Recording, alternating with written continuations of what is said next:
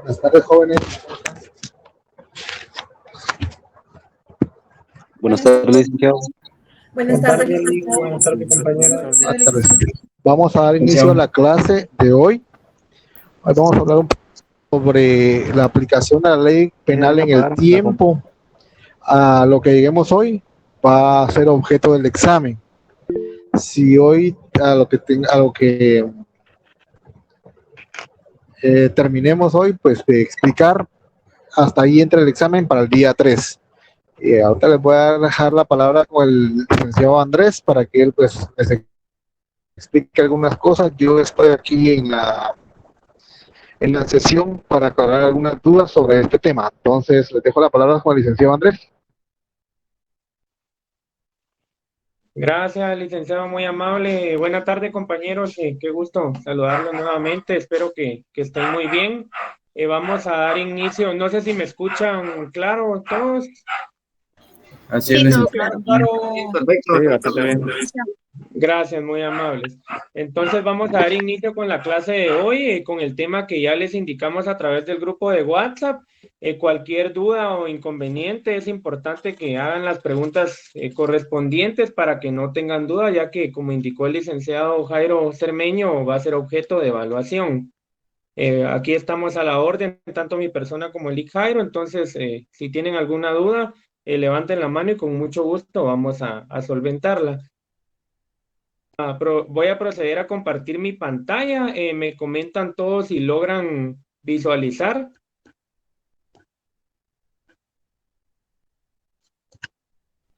Sí, licenciado. Bueno, gracias, compañeros. Entonces, vamos a dar inicio con el tema de ley penal en el tiempo. Bueno, alguien que dé lectura, vamos a seguir con la misma mecánica, ¿verdad? Van a dar lectura a la diapositiva y cualquier duda vamos a estar aquí dando una explicación respecto a cada una de las mismas. No sé si alguien quiere dar lectura a esta diapositiva, que levante, que hable ahí o que levante la mano para dar lectura. Buenas tardes, Andrés.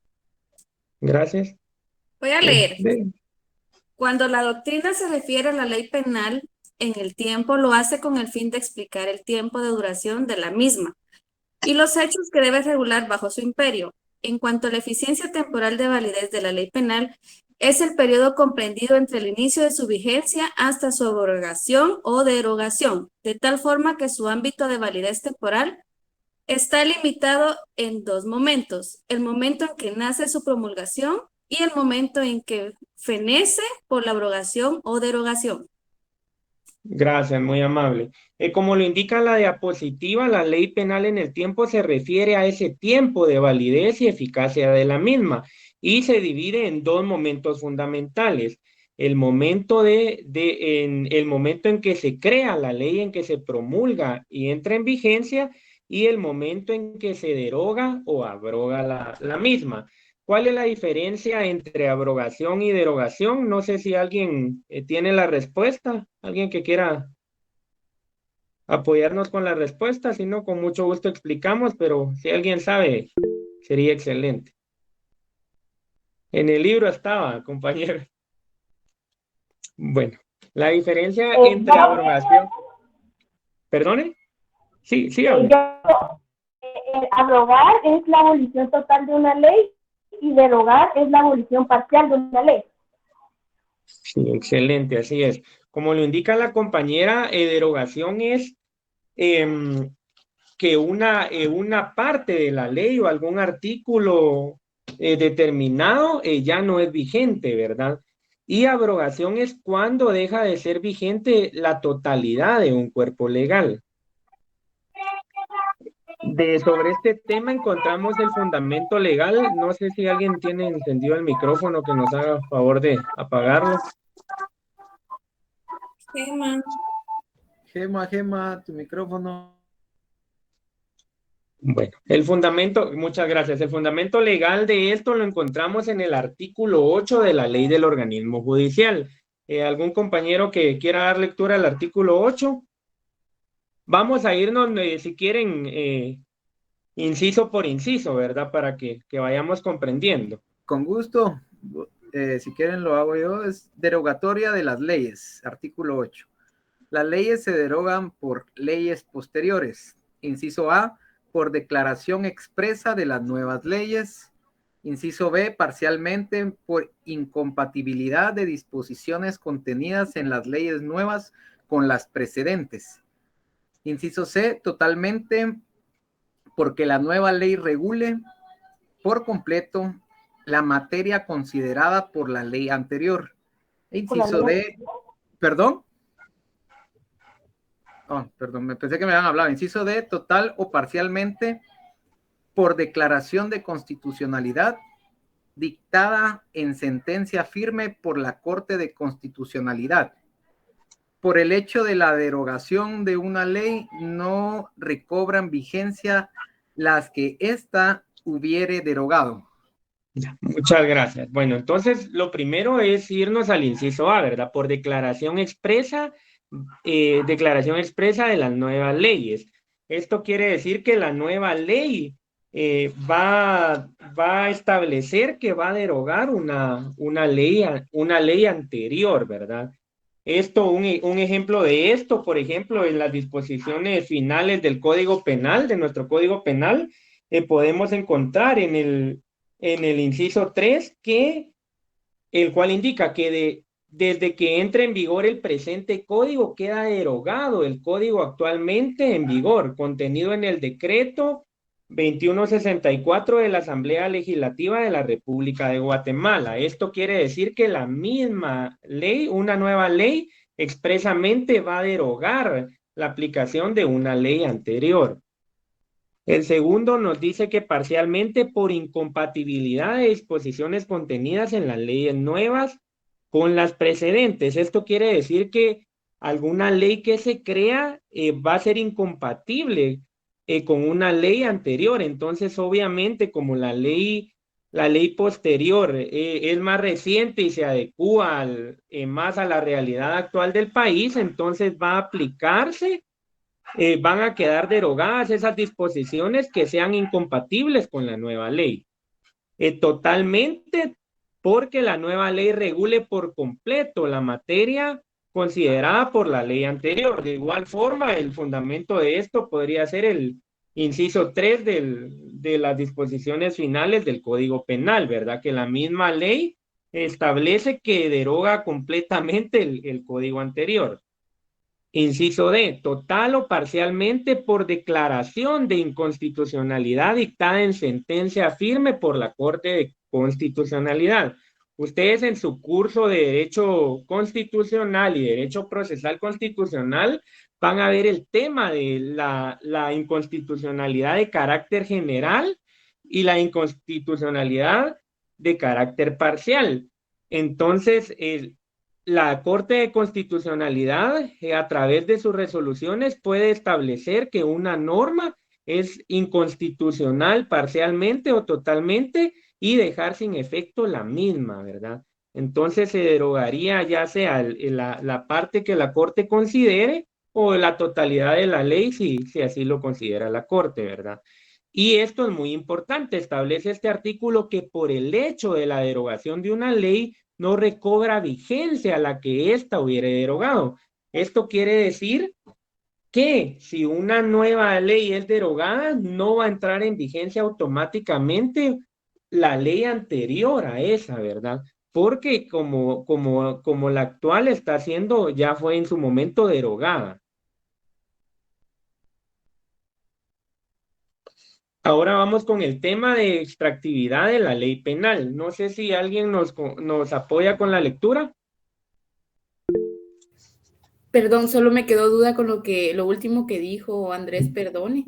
Bueno, sí, vamos a dar lectura nuevamente. Establece que por el hecho de la derogación de una ley, escuchen con atención, no recobra vigencia las que esta ley hubiere derogado. Un ejemplo, ¿verdad? Derogan nuestro código penal, ¿verdad? Es un caso hipotético, no, eso lo dejo muy en claro. Esto no quiere decir que estando derogado este código va a entrar en vigencia el código que era vigente anteriormente. No va a entrar en vigencia porque en su momento, con la promulgación de este, ya fue derogado. No sé si queda claro con ese ejemplo. Sí, sí, muchas gracias. No. ¿Alguien tiene duda al respecto todavía? Escuché por ahí que alguien habló. Bueno, si no, continuamos con las diapositivas. La extractividad de la ley penal. ¿Alguien que dé lectura a la diapositiva, por favor, compañeros?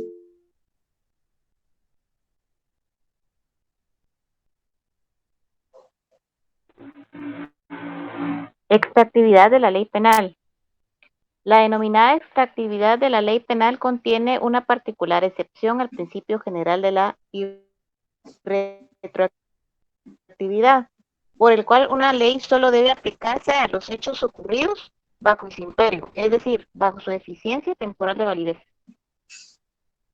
Esto indica que la ley como norma general es de carácter irretroactivo, no puede aplicarse fuera de los hechos ocurridos bajo su imperio.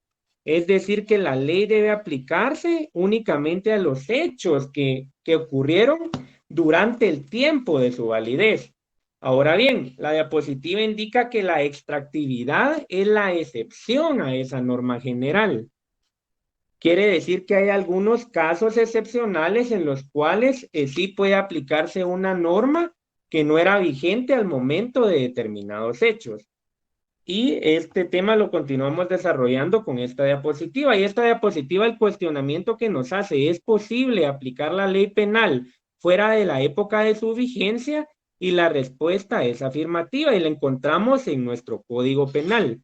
En el artículo 2 de extractividad. No sé si alguien nos apoya con la lectura del artículo 2, compañeros, por favor.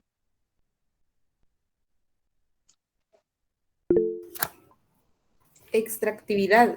Si la ley vigente al tiempo en que fue cometido el delito fuera distinta de cualquier ley posterior, se aplicará a aquella cuyas disposiciones sean favorables al reo, aun cuando haya recaído sentencia firme y aquel se haya cumpliendo su condena.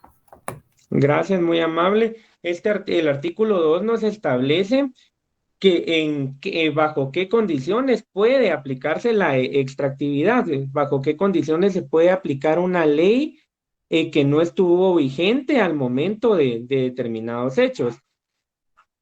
Y del mismo artículo lo indica, si el delito fue cometido el delito, disculpen, si la ley vigente al tiempo de que fue cometido un delito, la ley vigente al tiempo en que fuere cometido un delito es distinta a cualquier ley posterior, se aplicará a aquella cuya disposición sea favorable al reo. Esto quiere decir que si hay una ley, ya sea previa o posterior, que favorece al reo, debe aplicarse dicha norma. Este es el principio de indubio pro reo, que cualquier norma que sea en beneficio del reo debe aplicarse preferentemente. No sé si alguien tiene alguna duda respecto a esta diapositiva.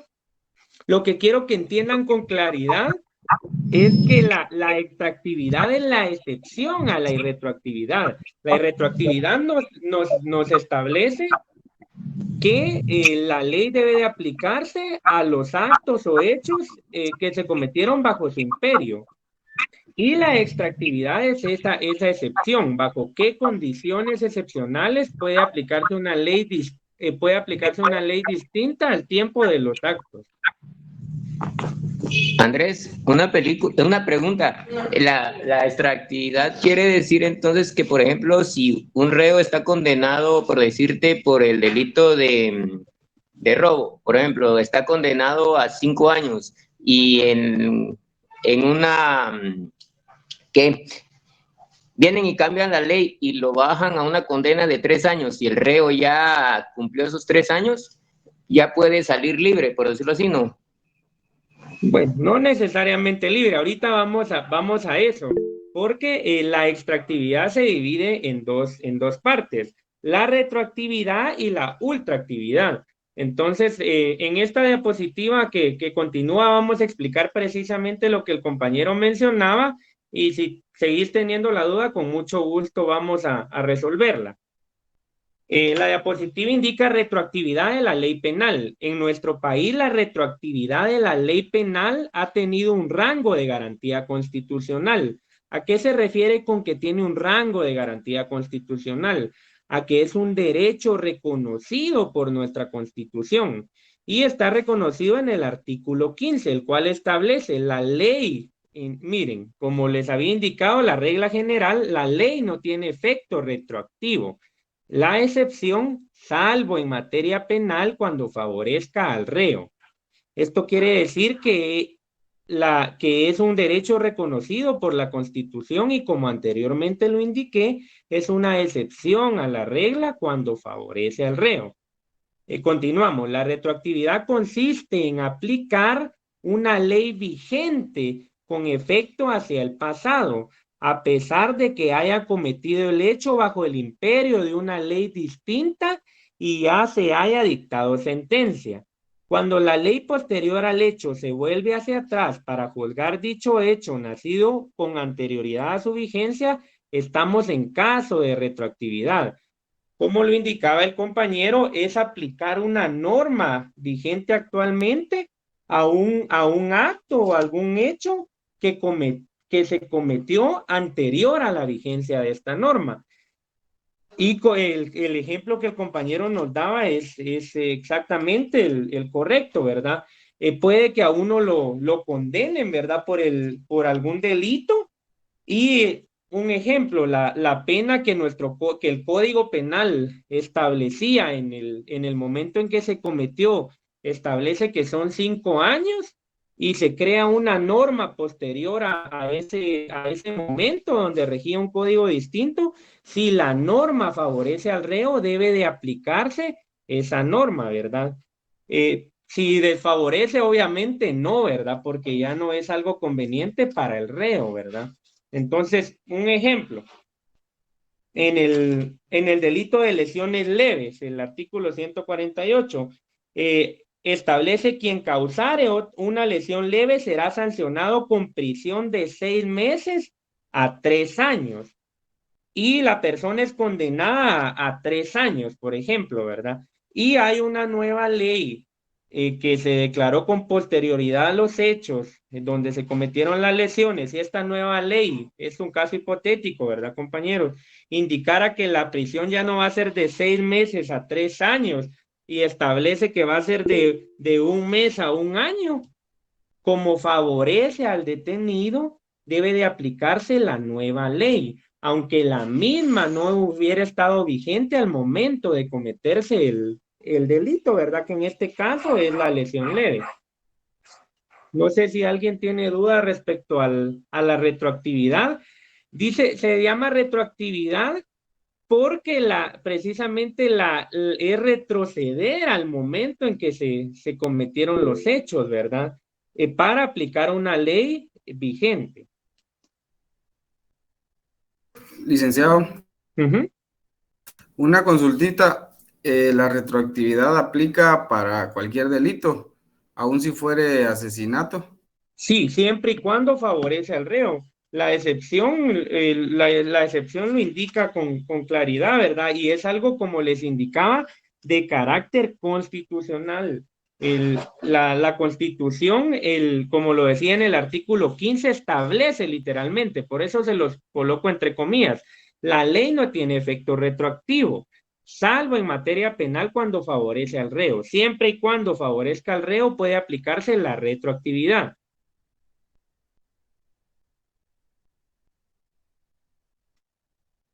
¿Alguien tiene alguna otra duda? Buenas noches, yo tengo una duda, no sé si me escuchan. Sí, buenas noches. Buenas noches. Mi duda es cuando una ley, obviamente es en materia penal, y aplica la retroactividad, para que se aplique, se tiene que hacer como una gestión, o sea, se tiene que hacer como la solicitud, o al momento de existir la ley es automático que va a aplicar. No, no es automático. Debe de actuar por medio de sus abogados y solicitar una revisión de la sentencia, ¿verdad? Para que la sentencia ahora sea acorde a la ley que le favorece al reo. Todo ese tema lo van a ver ustedes, no podemos, quisiéramos explicarles, ¿verdad? Pero como ahorita estamos viendo la parte sustantiva del derecho penal e irnos al tema procesal, sería revolverlos un poquito y confundirlos. Entonces, en su debido momento les van a explicar todos los mecanismos procesales para hacer valer estos derechos.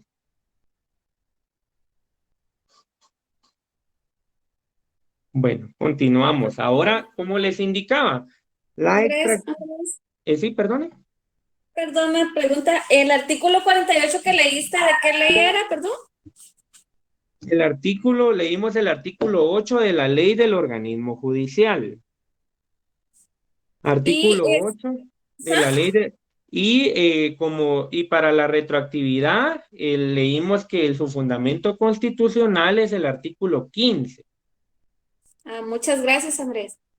También dimos lectura al artículo 2 del Código Penal. Todo eso lo pueden encontrar en las diapositivas, compañeros. Ahora bien, como les indicaba, la retroactividad, la extractividad es el tema principal y este se divide en retroactividad y ultraactividad. La segunda división de la extractividad es la ultraactividad de la ley penal. Y la diapositiva indica que con las mismas bases y principios de la retroactividad nace la ultraactividad, que es el caso contrario siempre que favorezca al reo. En caso de que una ley posterior al hecho sea perjudicial al reo, entonces seguirá teniendo vigencia la ley anterior. Es decir, que cuando una ley ya abrogada se lleva a utilizar para aplicarla a un caso no nacido bajo su vigencia, estamos frente a ultraactividad. El mismo ejemplo, compañeros. La persona en el mismo ejemplo de lesiones, ¿verdad? Nos indicaba que la pena es de 3 meses a 3 años. Y se crea una ley, solo que ahora la ley ya no es beneficiosa para el reo. Ahora la ley establece que la pena va a ser de 5 años a 10 años. Aunque la ley esté vigente al momento de que se desarrolle el proceso penal, no pueden aplicar esa ley porque va a ser perjudicial al reo. Entonces se va a seguir aplicando esa ley anterior, aunque en este momento ya no sea una ley vigente. Lo que siempre se busca, lo que tenemos que concluir es que siempre se busca lo que beneficia al reo, ya sea que se aplique la ley anterior o una ley posterior, ¿verdad? De todo esto debemos de entender lo siguiente, que la extractividad de la ley penal comprende la retroactividad y la ultraactividad. Si les preguntan en el examen qué comprende la extractividad de la ley penal, la retroactividad y la ultraactividad. Y esta se aplica siempre para favorecer al reo. De lo contrario, no tendría sentido aplicarla, ¿verdad? Y para aplicar cualquiera de las dos es necesario que previamente se establezca qué va a beneficiar, qué es lo más benigno, qué es lo menos dañino para el procesado. Y en base a eso se aplica la ley que lo va a favorecer.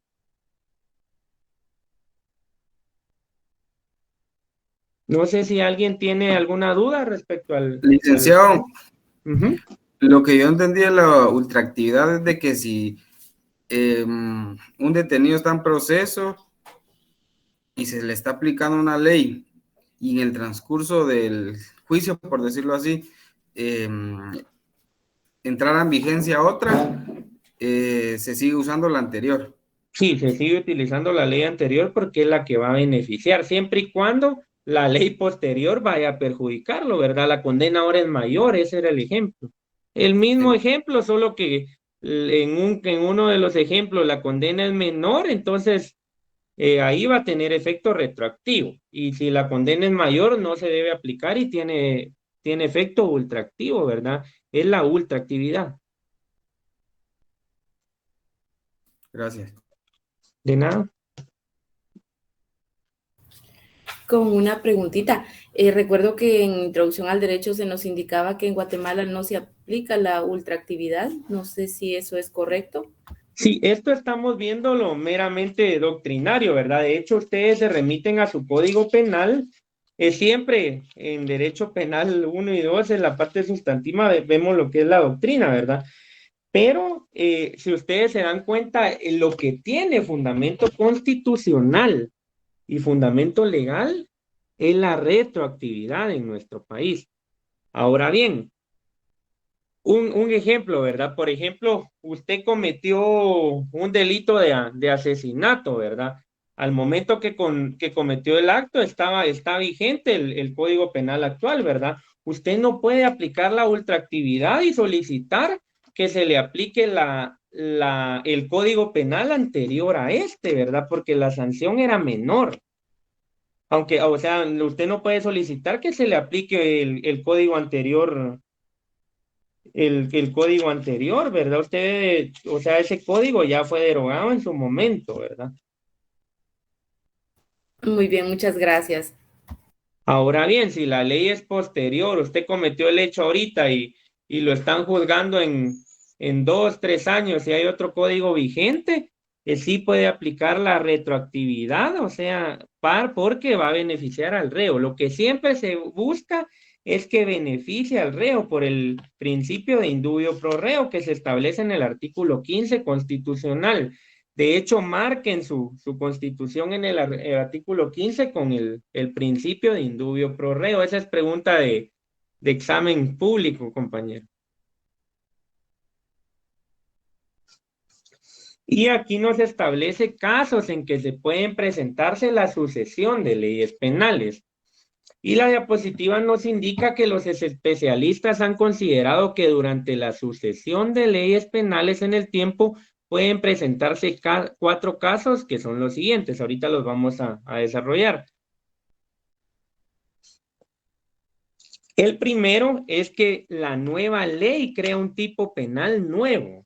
Si la ley penal crea un tipo penal nuevo, quiere decir que una conducta que antes carecía de relevancia penal, una conducta que no estaba tipificada, resulta castigada por la ley nueva, ¿verdad? En este caso, la ley penal nueva es irretroactiva, es decir, que no puede aplicarse al caso concreto porque perjudica al sujeto.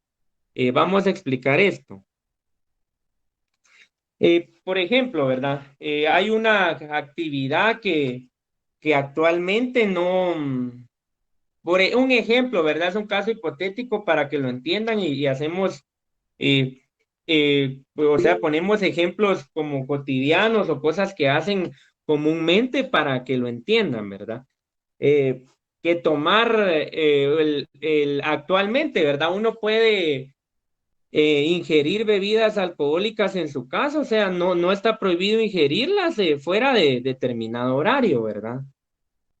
Pero si la ley estableciera una nueva norma estableciera que ya no se pueden ingerir bebidas alcohólicas ahora a partir de las 8 de la noche, ¿verdad? Sin importar el lugar, no lo pueden condenar a usted si usted lo realizó anterior a que se promulgara esa ley, ¿verdad?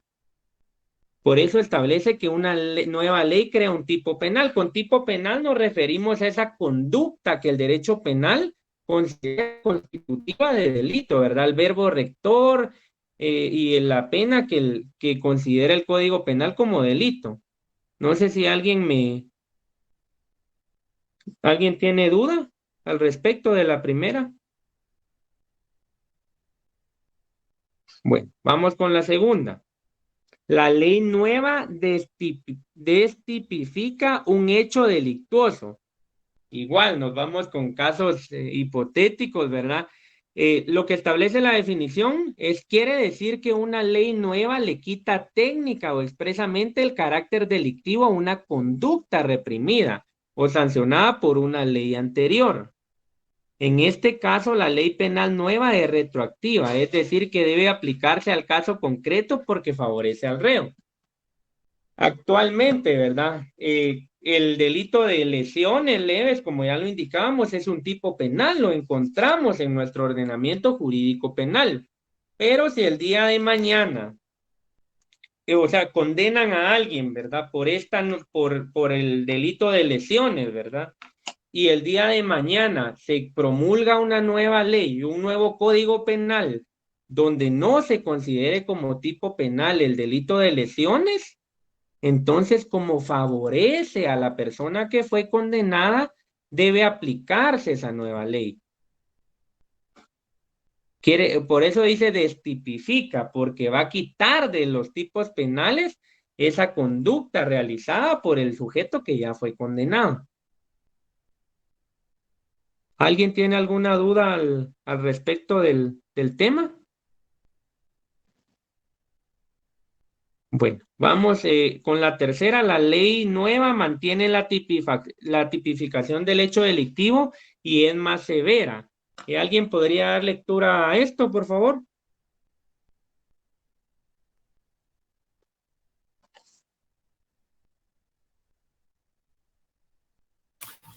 La ley nueva mantiene la tipificación del hecho delictivo y es más severa. Se trata de una ley nueva que castiga más severamente la conducta delictiva que la ley anterior.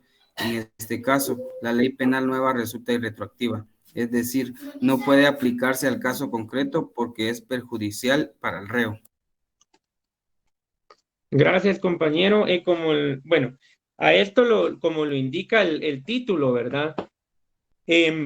Hay un nuevo código penal, ¿verdad? Que establece exactamente el mismo delito, pero la gran diferencia es la sanción. La sanción en este nuevo código penal es más severa. Entonces, como lo indica, ya no va a tener carácter, va a ser irretroactivo, ¿verdad? Porque no le van a aplicar a usted una sanción más severa, porque como lo indica nuestro artículo 15 constitucional no favorece al reo, ¿verdad? Se debe aplicar lo que favorezca al reo. Aquí la gran diferencia, o sea, sigue existiendo el delito de lesiones leves, ¿verdad? Pero la sanción es más severa, ¿verdad? Entonces no debe aplicarse esa sanción más severa, sino la sanción más benigna, menos dañina para el sindicato. Y la última, no sé si alguien nos apoya dando lectura al cuarto.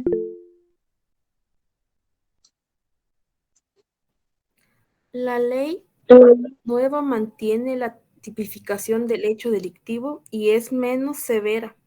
Se trata de una ley nueva que castiga más levemente la conducta delictiva que la ley anterior.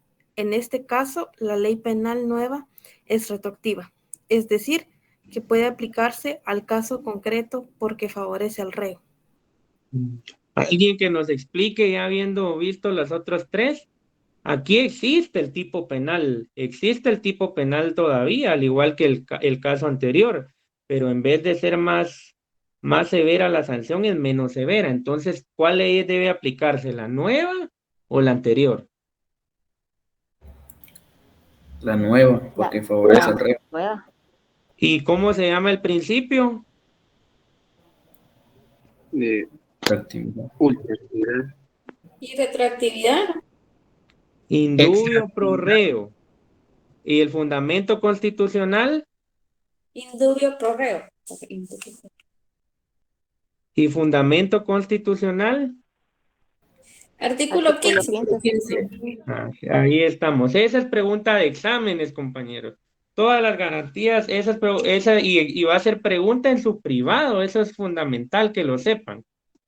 ¿Cuál es el fundamento legal de la irretroactividad? Y aquí nos indica la diapositiva que en cualquiera de los 4 supuestos planteados, cuando se aplica una ley cuya vigencia es posterior a la época de comisión del delito, estamos frente a un caso de retroactividad. Por el contrario, cuando aún bajo el imperio de una ley nueva seguimos aplicando la ley derogada, estamos frente al caso de ultraactividad. Es la conclusión de todas las diapositivas que vimos anteriormente. No sé si alguien tiene alguna duda.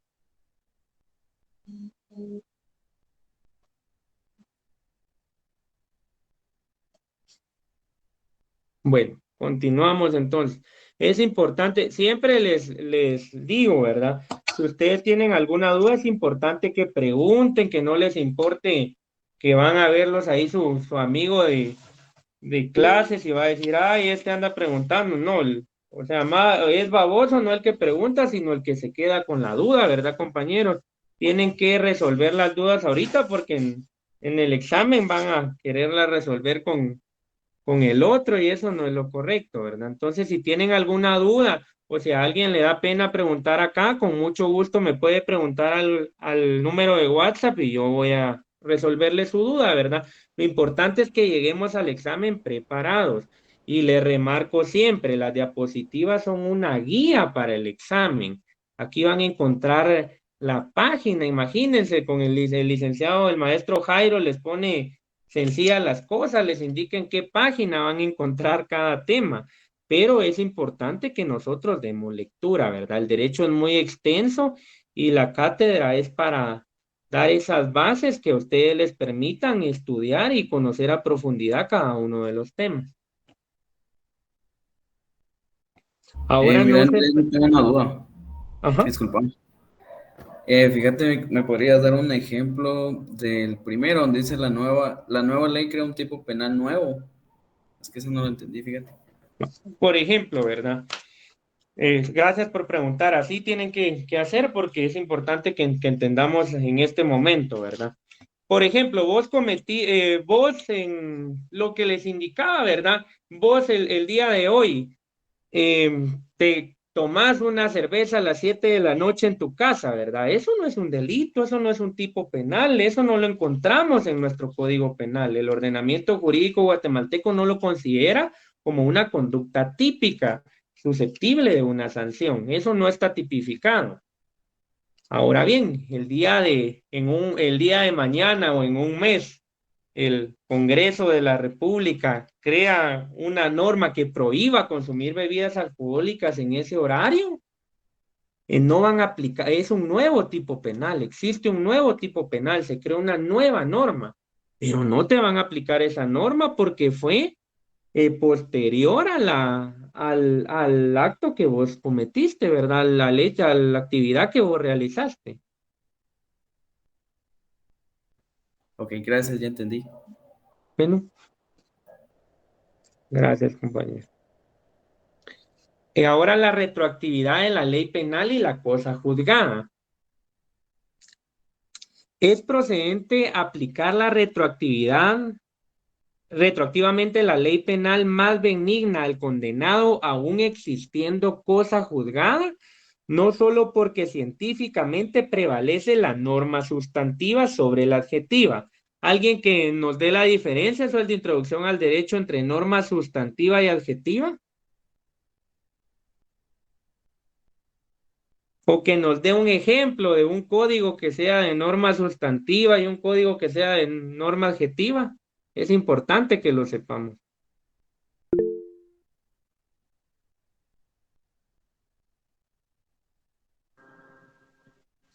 Bueno, la norma sustantiva son todos esos principios, todos esos tipos penales que encontramos en el Código Penal y la norma adjetiva es el proceso, es lo procesal, es poner en práctica el derecho sustantivo. Y el ejemplo es el Código Procesal Penal. Eso es importante que lo sepan, compañeros. Si no lo sabían, es importante que lo graben en su memoria. ¿Lo puede volver a repetir, licenciado? Sí, la norma sustantiva son todos esos principios, esas reglas, esos principios, esos tipos penales que encontramos en el Código Penal. El Código Penal es una norma de carácter sustantivo. Encontramos cada uno de los tipos penales, las garantías, y el Código Procesal Penal ya nos remite al proceso, cómo se aplican todas esas normas de carácter sustantivo.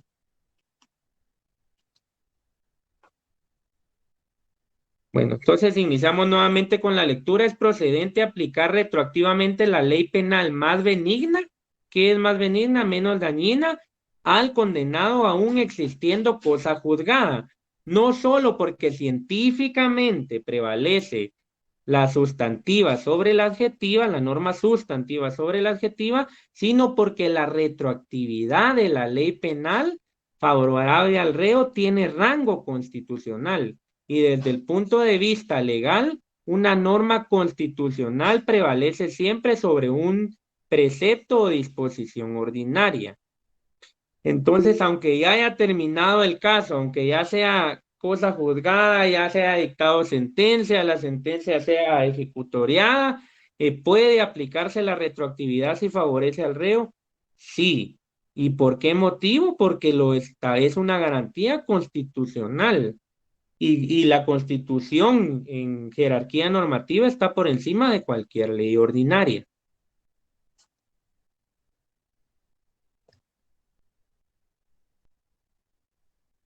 Y leemos nuevamente el artículo del que tanto hemos hablado. Y hagan la anotación, indubio pro reo. Artículo 15, Constitución Política de la República de Guatemala y retroactividad de la ley penal. La ley no tiene efecto retroactivo, salvo en materia penal cuando favorezca al reo. Repito, la regla general es que no tiene efecto retroactivo. Y la excepción es en materia penal cuando favorece al reo.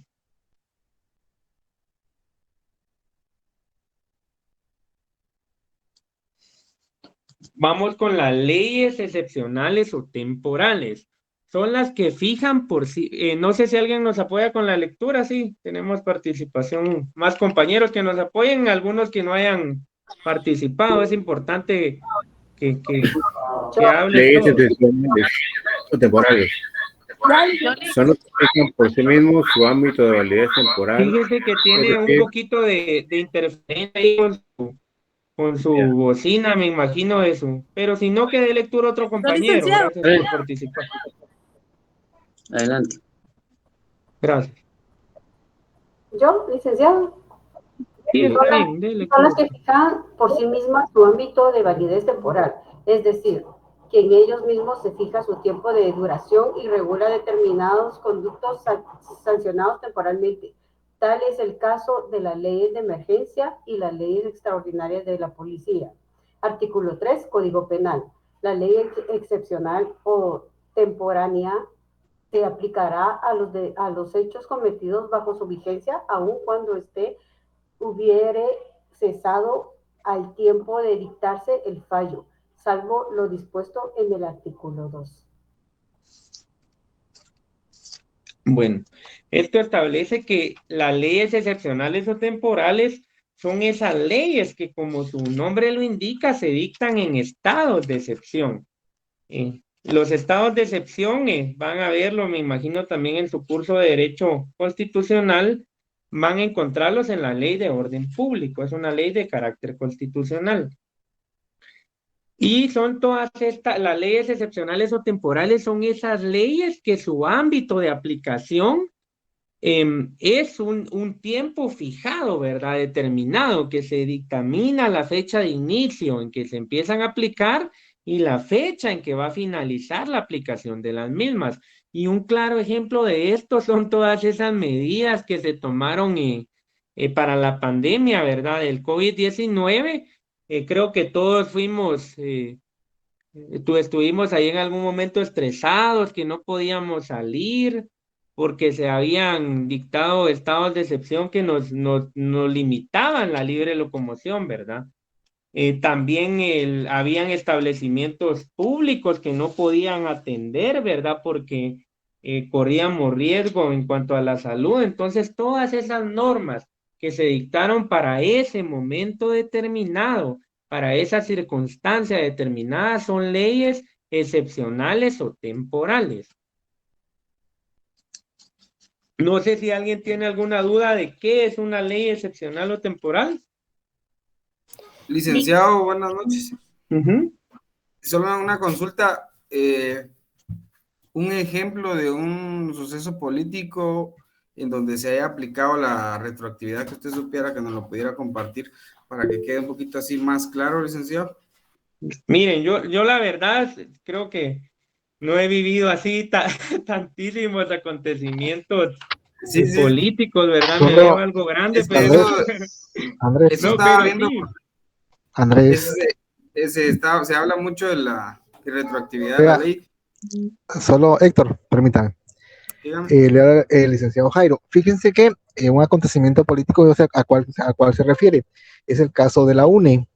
Cuando ellos, en el caso del financiamiento ilícito, tenía una tipificación determinada. Sin embargo, en el 2016 fue modificada la ley y le cambiaron a esa tipificación a otros hechos que en su momento, pues, los que realizaron esa acción fue en el 2012, ya no pudieron ser juzgados porque cambió la ley. Entonces, al cambiar la ley, se aplicó de forma ultra activa, se aplicaron la nueva ley y ahí ya no se encontraban tipificados esos hechos que supuestamente habían cometido estas personas en ese momento determinado. Pues ese es el acontecimiento político que yo me recuerdo que fue en el 2016, que a Sandra Torres ya no le pudieron juzgar porque la ley cambió y fue una ley más beneficiosa para ella.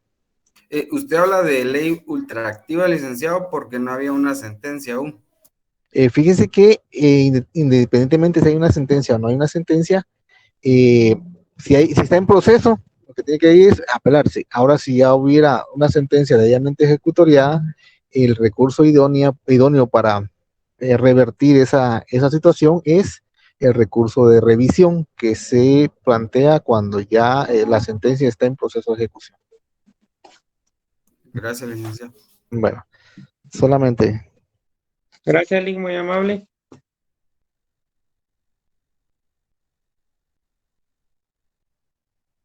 Bueno, entonces establece que la ley, el artículo 2 establece que la ley excepcional o temporal se aplicará a los hechos cometidos bajo su vigencia, aun cuando ésta hubiera cesado al tiempo de dictarse el fallo. Esto quiere decir que debe de aplicarse esa norma, aun cuando ya no nos encontremos en la situación que generó la creación de la misma. Salvo lo dispuesto en el artículo 12. ¿A qué nos remite el artículo 2? Nuevamente al indubio pro reo, a la extractividad. Si la ley vigente, artículo 2, extractividad, si la ley vigente al tiempo de que fue cometido el delito fuere distinta de cualquier ley posterior, se aplicará a aquella cuya disposición sea favorable al reo, aun cuando hayan recaído sentencia firme y aquel se halle cumpliendo su condena. Igual, la excepción siempre va a ser el indubio pro reo, ¿verdad? Lo que favorezca al reo. Pero con las leyes de excepcionales o temporales, como lo indica la regla general, es que deben de continuar aplicándose y debe de sancionarse aunque ya haya terminado la situación de emergencia o la situación política que generó la creación de la misma.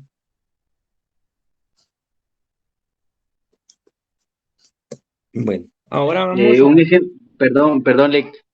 Un ejemplo de estos tal vez se podría decir que serían las disposiciones que hubieron para lo del COVID, ¿no?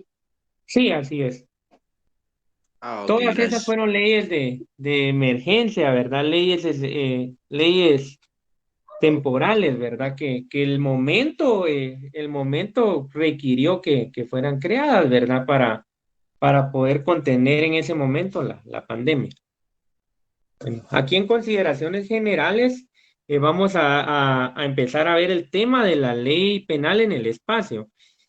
Y establece cuando la doctrina se refiere a la ley penal en el espacio, lo hace con el fin de explicar el campo de aplicación que puede tener la ley penal de un país determinado.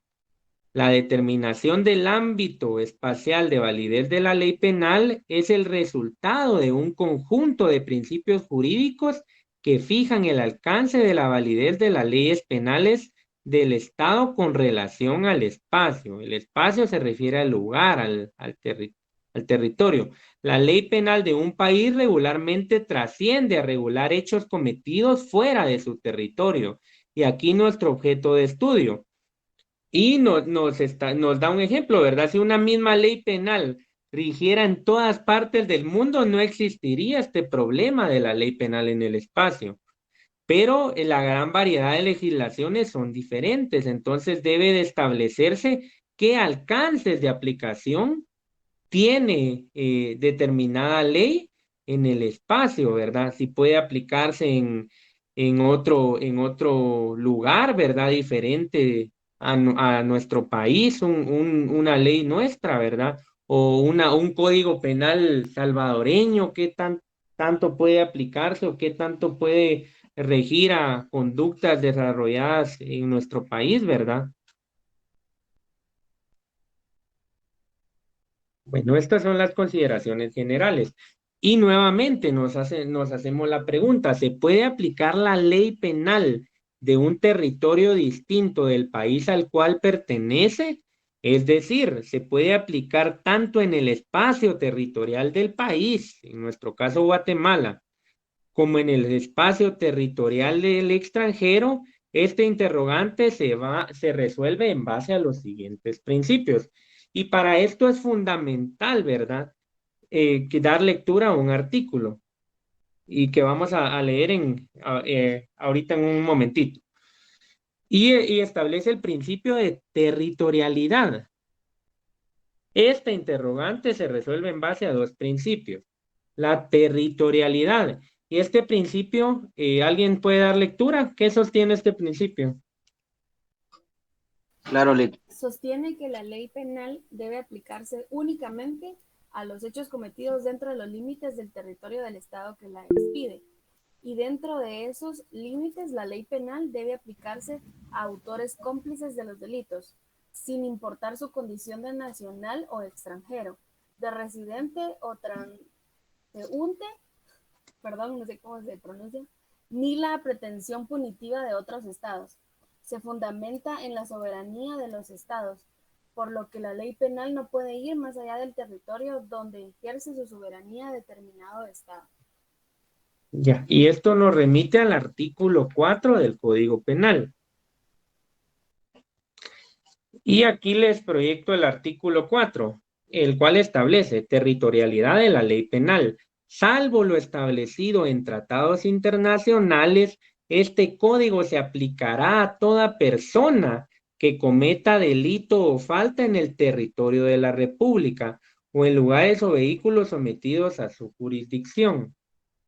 Este principio establece que la ley es aplicable, como lo indica la diapositiva, a todo nacional, extranjero, residente o transeúnte. Transeúnte es una persona que se encuentra de paso, ¿verdad?, en nuestro país. Entonces, este principio establece que la ley debe aplicarse a cualquier persona, ¿verdad? La ley guatemalteca debe aplicarse a cualquier persona que se encuentre en el país. Y el principio de extraterritorialidad. En la excepción, como toda norma, siempre hay una excepción, ¿verdad? Y la excepción a esto, que a la excepción al principio de territorialidad, ya expuesto en la diapositiva anterior, sostiene que la ley penal de un país sí puede aplicarse a delitos cometidos fuera de su territorio, teniendo como base los siguientes principios. Y antes de llegar a estos principios, vamos a dar lectura a un artículo muy importante que habla de la extraterritorialidad de la ley penal. Y establece que el código también se aplicará, 1, por delito cometido en el extranjero por funcionario público al servicio de la República, cuando no hubiere sido juzgado en el país en que se perpetró el hecho. Esto quiere decir que si un funcionario público de nuestro país comete un delito en el extranjero, puede aplicársele una sanción de conformidad con el ordenamiento jurídico de nuestro país, siempre y cuando no haya sido sancionado en el otro país. Inciso 2. Por delito cometido en nave, aeronave o cualquier otro medio de transporte guatemalteco, cuando no hubiere sido juzgado en el país en que se cometió el delito. De igual forma, es similar al anterior, ¿verdad? Solo que aquí en vez de cometerse en otro país, en cualquier nave o aeronave o cualquier otro medio de transporte guatemalteco. El numeral 3, por delito cometido por guatemalteco en el extranjero, cuando se hubiere denegado la extradición. Si nuestro país no quiere extraditarlo por determinadas situaciones, puede sancionarlo de conformidad con el ordenamiento de nuestro país. Numeral 4, por delito cometido en el extranjero contra guatemalteco, cuando no hubiere sido juzgado en el país de su perpetración, siempre que hubiera acusación de parte del Ministerio Público y el imputado se hallara en Guatemala. Esto quiere decir que un extranjero comete un delito contra un guatemalteco, por un delito cometido en el extranjero contra un guatemalteco, puede aplicársele la ley, ¿verdad? A un extranjero a la ley guatemalteca a un extranjero, siempre y cuando el Ministerio Público formule acusación y el imputado, la persona acusada, se encuentre en territorio guatemalteco.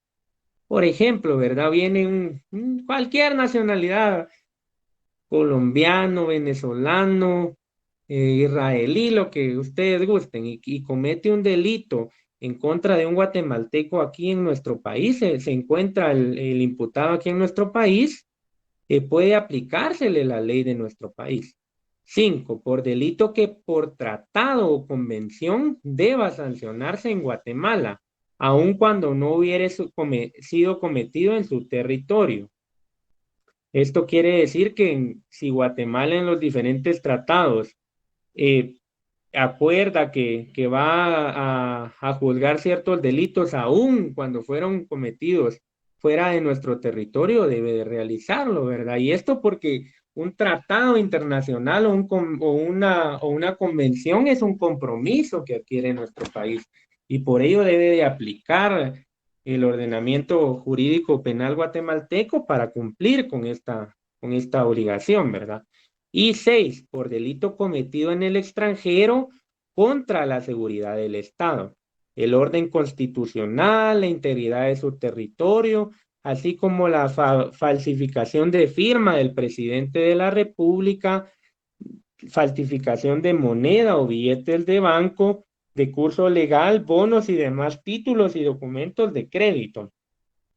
¿Qué quiere decir esto? Que cualquiera de las acciones que establezcan ahí, falsificación de dinero, de bonos, de títulos, falsificar la firma del presidente, debe de sancionarse aunque el delito haya sido aunque la firma la hayan falsificado en España, la hayan falsificado en el país que ustedes gusten, porque esto va a atentar contra la seguridad de nuestro Estado, ¿verdad? De igual forma con la falsificación de dinero, aunque la falsificación, el acto de falsificar, la conducta de falsificar no se haya realizado en nuestro país, como afecta la seguridad de nuestro Estado, puede sancionarse y aplicarse las normas de nuestro país a esas personas. Ya habiendo leído este artículo, vamos a regresar a la diapositiva y vamos a entender los 3 principios de la extraterritorialidad. ¿Y qué nos indican los 3 principios de la extraterritorialidad? El principio de la nacionalidad o de las personas.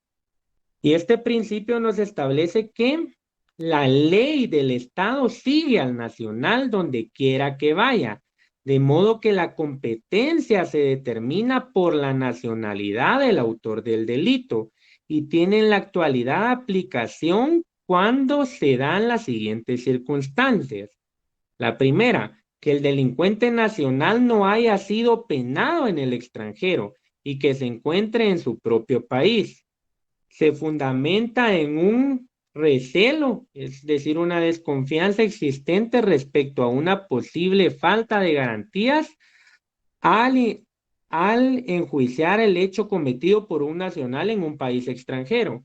De conformidad con este principio, independientemente de dónde cometa la conducta antijurídica la persona, ¿verdad? Como es guatemalteco, este principio establece que debe de juzgarse de conformidad con el ordenamiento jurídico de nuestro país. Y la misma definición dice que por cierta desconfianza, ¿verdad? Como país se debe de proteger las garantías constitucionales reconocidas por nosotros, ¿verdad?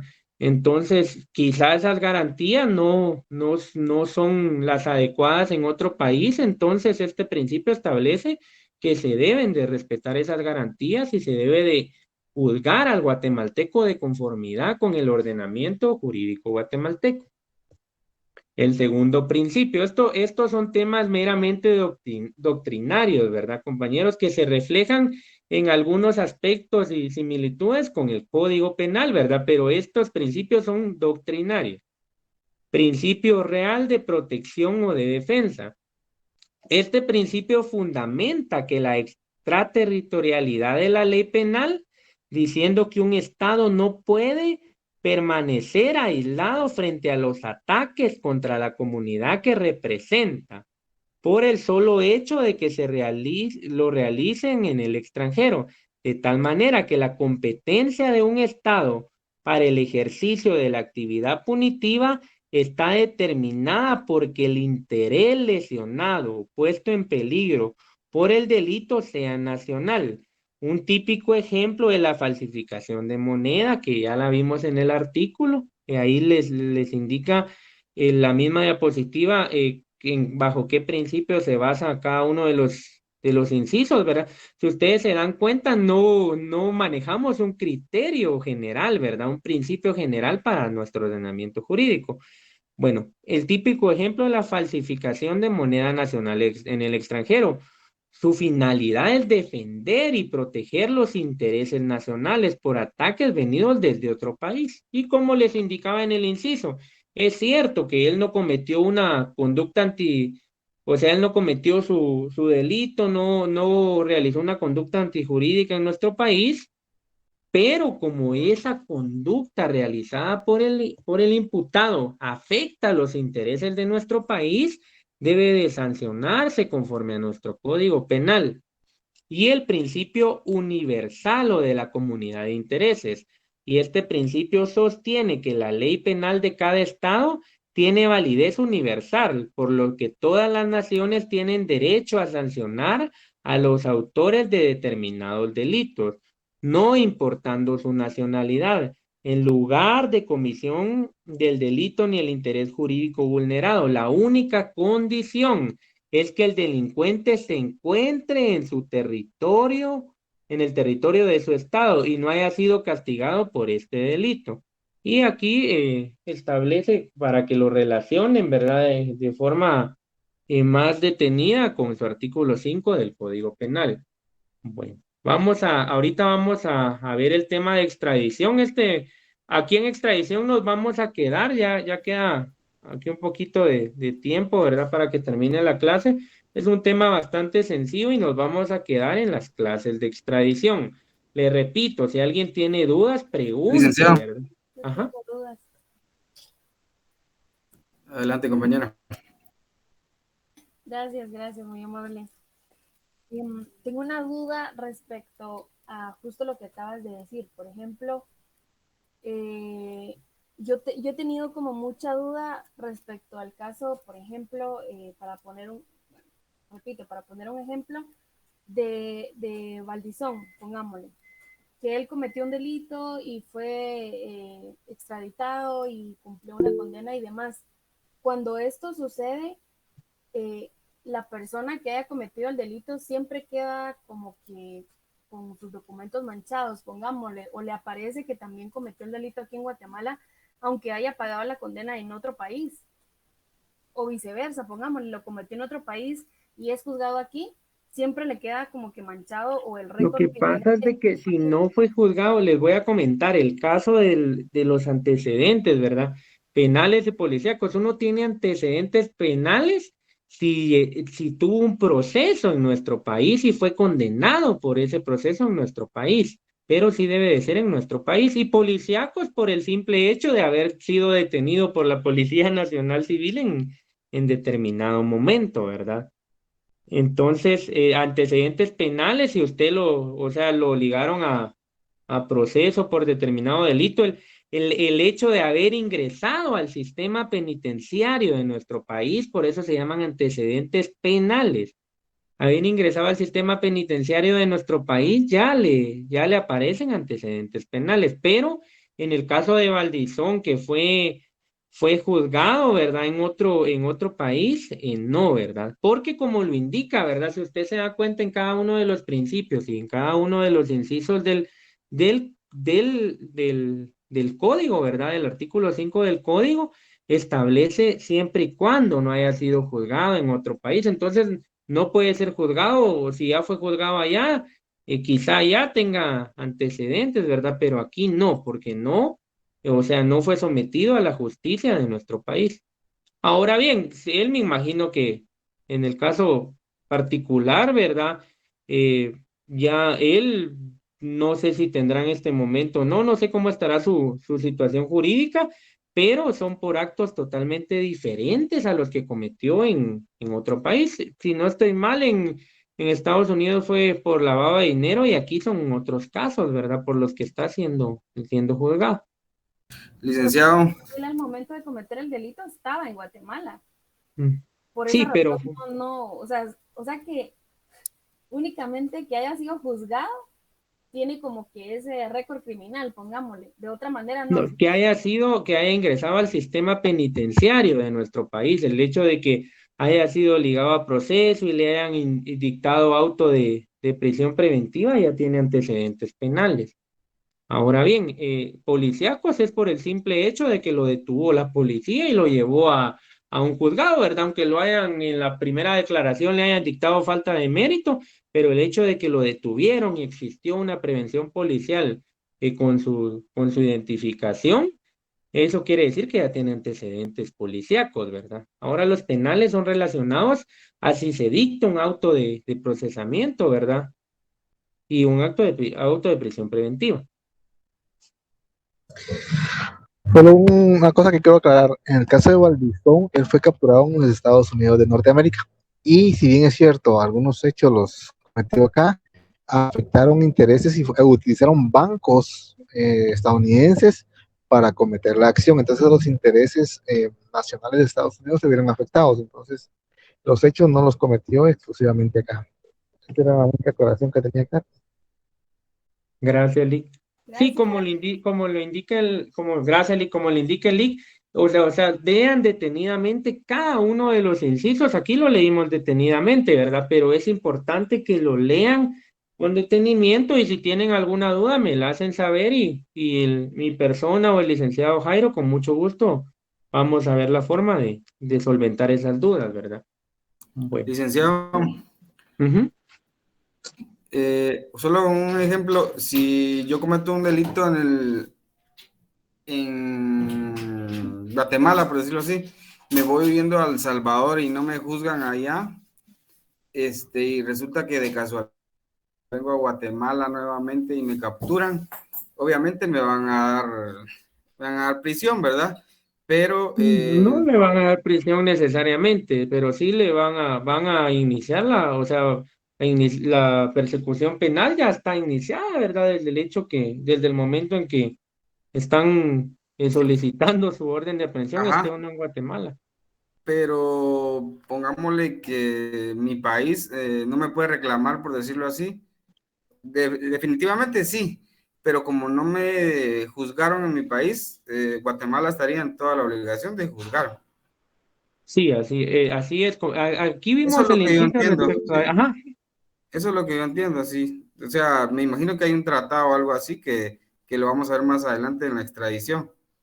Sí, ahorita vamos a ver el tema de extradición. Como les digo, ese tema es bastante extenso, ¿verdad? De hecho, hay una ley de la materia y el día de hoy nos vamos a quedar hasta el apartado de las clases de extradición, ¿verdad? Que también es únicamente doctrinario, ya las fuentes y el fundamento legal de la misma se va a ver en clases posteriores.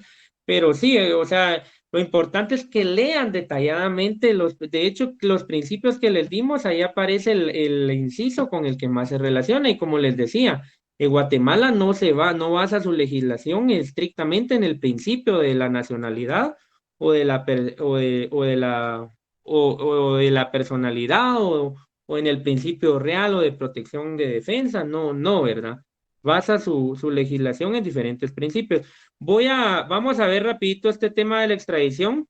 pero de una vez les voy a copiar aquí en el chat de esta reunión, les voy a copiar el enlace de asistencia. Es importante que lo aperturen, ¿verdad? Y completen, porque deben de completar el 80% para tener derecho a su evaluación final.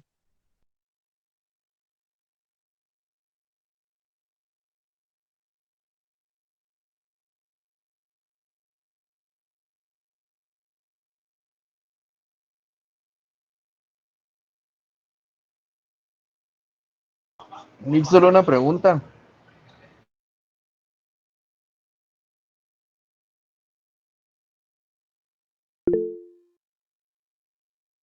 Sí, diga. Sí, solo para la ultra. Se me fue la. Ahorita le voy a decir. Si era la ultra o no la que tenía la duda. Ah, sí. Para la ultraactividad, por ejemplo, esa sí no la tiene que solicitar el abogado porque automáticamente sigue en vigencia la norma anterior.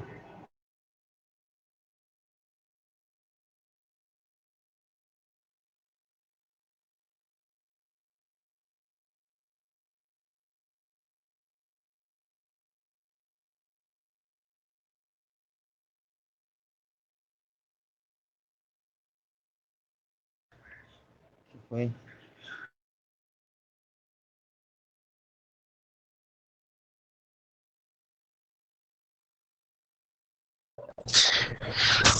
¿Me podrías repetir la pregunta? No la escuché bien. Sí, es que como la ultraactividad es cuando la nueva norma afecta al reo, entonces ahí, por ejemplo, no se tiene que solicitar que continúe la anterior porque automáticamente si la anterior favorece al reo, sigue en vigencia la misma, ¿verdad? Sí, sigue en vigencia y no hay necesidad. Ahora, si la nueva, en otros casos que Andrés explicó, beneficia al reo, ahí sí se tiene que solicitar a través de, dependiendo en qué etapa del proceso penal se encuentre, la revisión, en tu caso, pues alguna apelación. Pero en ese caso no. Gracias, Ali. Licenciada, una pregunta. Dígame. Para el examen, ¿vamos a poder utilizar como material de apoyo las leyes o no?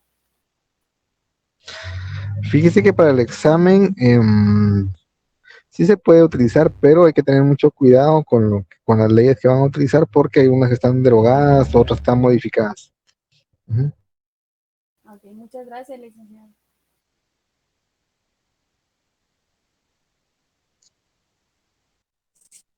Licenciado, buenas noches. Buenas noches. Solo una consulta, Lic. Hasta el día de hoy lo que vimos va a venir también en el examen, ¿verdad? Ya sabes lo que Andrés dio hoy sobre la aplicación de las leyes penales en el tiempo, la extractividad, y retroactividad de la ley penal, la ultraactividad, esos temas van a venir. Sí, Lic, con respecto a los temas que nos saltamos, ¿esos van a quedar pendientes o ya no los vamos a ver? Para la otra semana. Ah, bueno, está bien, Lic. Gracias, feliz noche. Bueno.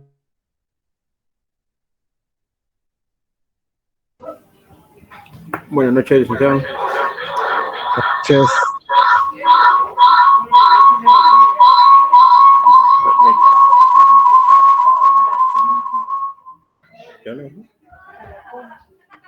Ya.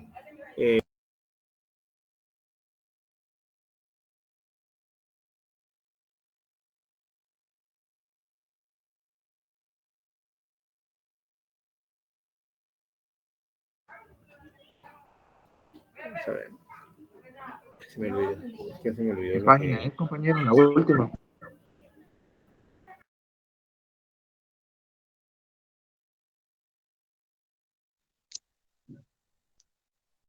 Bueno, no sé si ya tienen la asistencia. Sí, Lick, solo que no, ya no nos siguió dando las clases de extradición. Clases de extradición. Fíjese que la extradición ya no la vamos a ver, entonces no va a entrar en el examen. Ah, Ok. muy bien, Lick. Enterado. Muy bien, Gracias. licenciado. Buenas noches. Buenas noches. Gracias, licenciado. Feliz noche. Gracias, licenciado. Buenas noches. Feliz noche. Entonces, Listo, compañeros. Licenciado, el